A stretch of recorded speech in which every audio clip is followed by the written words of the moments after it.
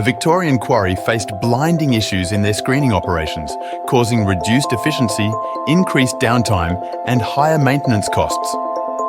The Quarry Manager used a rubber block attached to rope.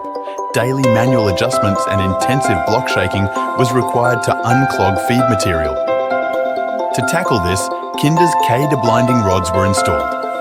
These high-frequency vibrating rods, made of polyurethane, prevent material from sticking to screens. Installation was quick, taking just 30 minutes with seamless integration into existing processes. The Quarry Manager reported significant improvements. The K-Deblinding rods stabilised production, reduced maintenance costs, and eliminated the need for manual adjustments. This set-and-forget solution enhanced efficiency and product quality. The quarry now maintains high standards of quality, efficiency and safety.